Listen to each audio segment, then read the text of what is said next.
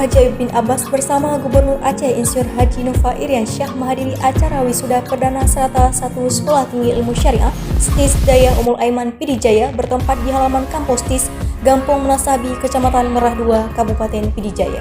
Sebanyak 118 mahasiswa-mahasiswi terdiri dari dua prodi, yaitu Program Studi Hukum Keluarga Islam dan Hukum Ekonomi Syariah, resmi ditasbihkan sebagai lulusan perdana dari STIS Ummul Aiman Pidijaya.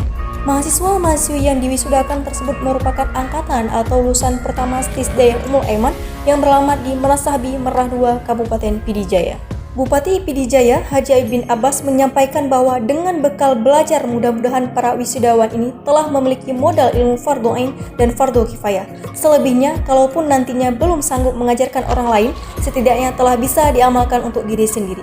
Pendidikan 5 tahun ini baru awal dari perjalanan yang panjang, ujarnya di hadapan para wisudawan atau tamu undangan. Bupati Pidijaya, Haji bin Abbas juga berharap dan mendoakan agar wisudawan pertama ini menjadi generasi yang baik, terutama bebas dari ancaman narkoba serta bisa berguna bagi agama dan bangsa. Gubernur Aceh Insinyur Haji Nova Iriansyah MT yang juga turut hadir pada acara sakral tersebut menyampaikan bahwa kehadiran Sekolah Tinggi Ilmu Syariah STIS Ummul Aiman Pidijaya merupakan sebuah terobosan pendidikan yang sangat selaras dengan kekhususan Aceh sebagai negeri yang menjalankan syariah Islam. Kehadiran STIS Ummul Aiman ibarat oase di tengah padang pasir, menjadi sumber mata air ilmu pengetahuan yang menyegarkan dan tiada habisnya.